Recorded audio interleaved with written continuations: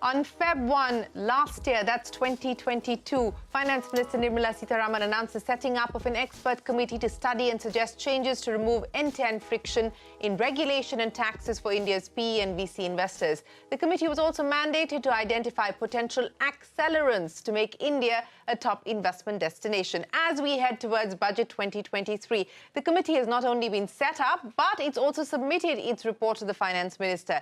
In fact, the Indian Venture and Alternative Capital Association, or IVCA, met the committee and flagged off as many as 160 issues that required reform, particularly the long-standing ones, such as the disparity in long-term capital gains tax on the sale of unlisted versus listed shares, the double taxation of ESOPs, and the urgent need to put to work large unused pools of domestic capital, among many others. As we said, these were only a few of the demands in a list that is quite long, but what is encouraging is, before submitting the report, the committee's chairperson, M. Damodran, told CNBC-TV18 in an exclusive interview that the committee has indeed taken a hard look at the regulations that are perhaps past their sell-by date. So there is hope that this year's budget could put in place more accelerants for the Indian startup ecosystem, more so after the previous year's budget, which was called a Budget for Digital India. This year, the Finance Minister could once again look at giving a impetus across sectors from agriculture and healthcare to education and financial inclusion. With exactly a week to go to the budget speech on the 1st of February, let's hear out what startups and investors want from Budget 2023. Hello and welcome to Young Turks, India's longest-running show on startups and entrepreneurship. I'm Shireen Bhan. To take this discussion forward, we're now joined by Gopal Srinivasan, the Chairman and MD of TVS Capital Funds, Rema Subramanian, the co-founder and managing partner at Ankur Capital, and Vineet, the founder and Chairman of Aavishkaar Group. Gentlemen and Rema, many thanks for joining us here on the program. Mr. Srinivasan, let me start by asking you, the big expectation and hope at this point in time is that the Damodran Committee's recommendations will find their way into Budget 2023. As we pointed out, Mr. Damodran, in an interview with CNBC-TV18, has said that the committee has looked into regulations that are past their sell date, past their expiry date. Now, we don't know what the Finance Minister will unveil, but of the long list of issues that the IVCA identified, and 160 of them, what are the top things that you would be happy with if they go through? Shireen, thank you for having all of us on the show. This is the 10th year of the AIF industry. And if you go back from the beginning to now, it's grown at close to 100% CAGR from 2012 to today. So it's a very important landmark for us at 7 lakh crore, 7 trillion rupees of total commitments made to the AIF 1 and 2 industry approximately, that this can be a budget where we can signal that we recognize the AIF industry to be as integral to all laws, whether it's tax or company affairs or any other law, as mutual funds have or NBFCs are. That is probably at a philosophical level, the one that we want to really see, that we are an industry, we represent 7 lakh crore or 7 trillion rupees or 2.5% of GDP, whichever number you wish, as part of the overall fabric of providing risk capital, risk equity capital particularly, and risk debt capital also to the industry. So the number one wish for us is that we and the public markets should be seen exactly on the same lines as far as long-term capital gains is concerned. Our second wish is that the business model of the AIF industry, for example, carried interest, by interpretation of law, it is capital gains, but it is not called out, and therefore leaving it to some young assessing officer in Kanpur or in Coimbatore to actually decide whether this is capital gains or not. So we want the elements of the AIF design to be baked into tax law. For example, in an AIF, we buy a share for 100, but actually the commitment we receive from the investors 120 because those are the additional efforts and expenses. But it's not carried at 120 as it should be if it's passed through, but it's taken as 100. So things like that, what we call the elements of our design to be baked into law. If these two happen in a budget which is likely to be one to signal stability in a pre-election year, we do hope that this will be not the digital India budget. This will be the Atmanirbhar AIF budget for promotion of risk capital in India. I'm sure they will come with a cleverer name than that, but that's what we really need. In terms of reducing friction, in terms of accelerating growth, supporting supporting the startup ecosystem. What do you believe the budget can do? So thanks, Shri, I think Gopal has covered some of the very important points. But I think one thing that probably government can do and can do very quickly is to acknowledge that we are living through very troubling times, and recession globally may mean, and India needs to grow while the world is at recession. That means you need to actually find ways of supporting the AIFs who actually have 80% of their capital coming from foreign shores. Now, when a country as large as ours, where our ambitions are to go from roughly 80 billion odd dollars, 7 lakh crores, to let's say 450 billion or maybe $1 trillion, roughly 20% of the GDP 5 years, 7 years down the line, the domestic capital has to play a very, very important role. And the budget should and must play a significant role in opening up the coffers of the insurance agencies, the large capital that is lying with the government. And it's not that government has not tried, but it has still been much at a much smaller scale. I mean, there's nothing that takes away from the 10,000 crores should be fund of fund, or the 50,000 crores fund of fund under the Self-Reliant India, or even the 1,000 crore NABARD fund of fund for agri blended finance under blended finance structures. But there is much more needs to be done for us to find a balance between the foreign capital and the domestic capital. You know, speaking about this balance between foreign capital and domestic capital, and Gopal Srinivasan, I want to come back to you because, again, this has been something that we have discussed for long here on this show. And, you know, people like you and Mohan Das Pai have put forward suggestions on how the government should look at unlocking value and domestic capital as well.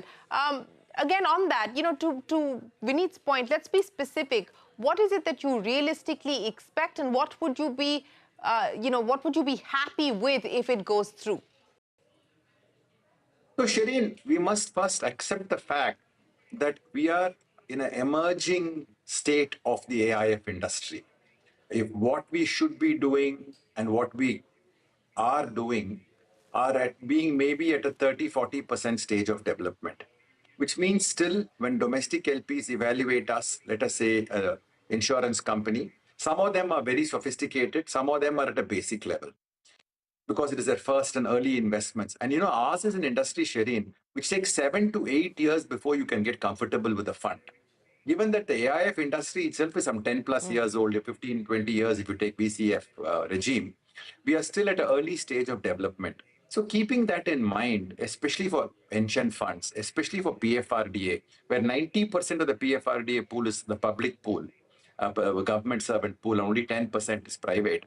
It is important that we create an architecture of funds. Experts who can do the evaluation, select the funds, basis a very professional approach, and then allocate money to them. SIDBI and State Bank have been two great examples, and to an extent NIIF also. These are organizations that have learned to understand smaller funds, smaller VC funds, private equity funds, debt, venture debt, or really mezzanine debt funds, and been able to allocate money to them. So I just want to bring to attention, out of the 7 lakh crore in the AIF, about 60% is Indian, 40% is domestic.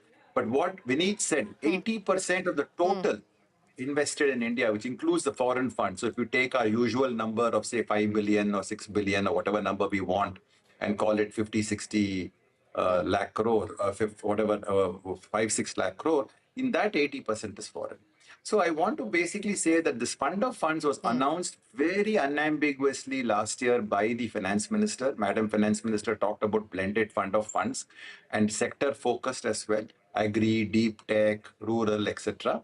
Creating that fund of fund architecture where PF and EPFO can put money is a single point solution where the central government can make a difference, because this comes under the control of the central government. This is not a SEBI rule or any such thing. So let's go back to the key accelerants that you believe the budget can really move the needle on. So a couple of things. Sorry about it. Technology decided to at the right moment when I started speaking. So a couple of things. One is the fact that, for startups, one of the key things is going to be the talent and keeping the talent. The ESOP regime in India is still not very, very conducive for talent acquisition and retention. The tax laws should, as far as ESOP goes, this double taxation and paying taxes much before you realize this, especially in an uncertain environment, is a double whammy for most employees. So I think that whole ESOP regime, the taxation on ESOP should get far more friendlier. That should become a tool for startups, a powerful tool for startups to get the best talent. And if that can happen itself, that would be a great, this is one. The second is ease of doing business. Still, while it has eased quite a lot, I think that ease of doing business should be further streamlined for them. The Companies Act and the whole taxation regime is still not very startup friendly. That's the second one. The third one is from the fact that the 5 year, that ATIAC, which is 5 years, should be extended to 10 years. In the first 5 years, the exemption hardly plays out in very, very few cases. So to ensure that the startups do get a much longer period to actually get the benefit of that section, it should be extended to at least 10 years, is what I would think is a fact. Vineet Rai, let me pick up on the point that Rema made, and she's preempted what I was going to address with each of you. This is a comment that's coming in from PhonePe on moving the domicile from Singapore to India. Samir Nigam saying that our investors have had to pay at least 8,000 crore rupees of taxes due to the domicile shift to India. This is also like a capital gain transaction. This is a very stiff shock. Sanjeev Bikhchandani tweeting saying, PhonePe CEO Samir Nigam estimates that at least 20 unicorns want to flip back to India if regulations enable it. The government needs to launch a Ghar Wapsi program for flipped startups. Vineet, first, how do you get people not to move out to India? Second, how do you get people to move back to India? I think these are very basic and very important things that the government can actually make a big difference on. Beyond what Gopal, me and Rema are talking about, what has happened with us as investors. But I think there is a significant value creation that can happen as the startup ecosystem evolves, both because India is actually a large economy and India is paying a reasonably high valuation in case you actually list your companies. You're able to build up very good business model and you're able to list and go private. It can create significant value, which actually is a reasonable reason for people to actually flip back to India. Now, so there are incentives, but then there are costs being imposed because we seem to probably want to make money too early. I think 8,000 crore is a very nice number, actually, frankly, but there is no real capital gains taking place. And this issue actually persists significantly within M&A that takes place in India. So it's not just about companies flipping from outside into India. This is actually a serious problem.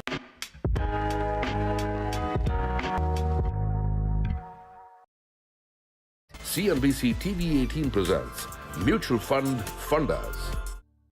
Direct equity allows investors to make their own investment choices and make purchase, sell and hold decisions. Mutual funds, on the other hand, puts the onus of stock picking in the hands of professional experts. So, what you get is a diverse basket of stocks at a relatively better risk-reward equation. CNBC-TV18 presents Mutual Fund Funders. Invest once and enjoy guaranteed maturity with life cover with LIC's Dhan Varsha, a single premium plan for your family's security and prosperity. When timeless European design meets cutting-edge technology, it's QO. QO, European Bath Lounges. Being the father of 2 young daughters and I want every daughter in this country to have same opportunities like we provide here at Network 18. Future is hers. We are rewriting rules, reimagining equality, and redefining what power means. So spread your wings, break the ceiling, create magic, most importantly, be yourself. A mega initiative to make gender parity an attainable reality. HSBC presents CNBC-TV18 Future Female Forward, the Women's Collective. Presented by HSBC. Knowledge partner Deloitte. Industry partner Vicky. Associate partner Reliance Industries Limited. मेरे पास सेलो है गर्मा गर्म चाय सेलो vacuum steel की थर्मोसील technology रखे गर्म को गर्म और ठंडे को ठंडा 24 घंटे सेलो वैक्यूम स्टील फ्लास्क देखो देखो देखो नया टीवी देखो got the veggies from Chotu's shop? He gives the right rate. Yes, Papa. Decided. 55-inch TV on this wall. Oh, super. I'll write out the check tomorrow. No, you don't. I will, with my own money. Oh, wow. How come? Look at this advertisement. 30% assured returns on investment. I am also going to invest my money. So vegetables only from Chotu's shop, but investment advice from anyone? Papa, trusting a stranger's advice is never wise. But what about the TV? सोच कर समझ कर invest कर When it comes to making your drive electric, never settle for the ordinary. Go EV with India's #1 EV, Nexon EV. Proven and trusted by over 40,000 customers. Feature loaded and safe, offering a premium driving experience. Now with enhanced range and an exciting new price. Nexon EV. Drive what drove India electric. आग को फैलने से रोकना मुश्किल है, पर नामुमकिन नहीं। अब फायरवॉल टेक्नोलॉजी के साथ सेंचुरी प्लाई क्लब प्राइम आग से बचाए। CNBC-TV18 presents Mutual Fund Funders. Everybody would have heard of Nifty or Sensex, a basket against which we can track the performance like mutual funds. Within mutual funds, there is a category which seeks to mimic or match the benchmark, and these are called index funds. Index funds provide broad market exposure because they mirror the performance of the benchmark. Because of this, they also have lower expenses. CNBC-TV18 presents Mutual Fund Funders.